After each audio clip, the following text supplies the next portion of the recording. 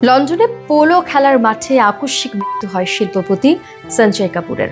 7 দিন পরে মরদেহ আনা হয় দিল্লিতে শেষকৃত্য সম্পূর্ণ হয় করিশ্মা কাপুরের প্রাক্তন স্বামীর। সঞ্জয়ের মৃত্যুর খবর প্রকাশ্যে আসার পর অন্তরালেই ছিলেন তার প্রাক্তন স্ত্রী করিশ্মা কাপুর ও বর্তমান স্ত্রী প্রিয়া কাপুর। তবে সম্প্রতি মুম্বাই বিমানবন্দরের বাইরে 2 সন্তান সামাইরা ও কিয়ানের সঙ্গে ফ্রেমবন্দি হন করিশ্মা।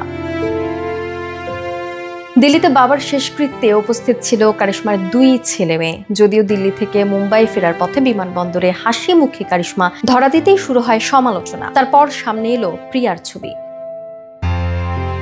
বিমানের সিঁড়ি দিয়ে উঠছেন করিশ্মা, মুখে লেগে হালকা হাসি, যা দেখে হৈ হৈ করে উঠেছে অনুরাগীরা। অনেকেই নানা ধরনের মন্তব্য করেছেন। কেউ বলছেন সম্পত্তির ভাগ নেবেন বলে এসেছিলেন, আবার কেউ বলছেন শেষকৃত্য থেকে ফেরার সময় মুখে এত হাসি আসছে কি করে। অন্যদিকে সঞ্জয়ের শেষকৃত্যের পর কান্নায় ভেঙে পড়েন প্রিয়া। চোখ মুখ লাল হয়ে যায় কাঁদতে কাঁদতে। চারপাশের লোকেরা সান্ত্বনা দিলেও যেন চোখের জল বাঁধ মানছিল না তার। বাবার মরদেহ দেখে ভেঙে পড়েছিল করিশ্মার ছেলে কিয়ানো। দিল্লির বিলাসবহুল হোটেল হবে সঞ্জয়ের স্মরণ সভা। সেখানেও কি করিশ্মা ছেলে মেয়েদের নিয়ে হাজির হবেন, সেই নিয়ে চলছে জল্পনা।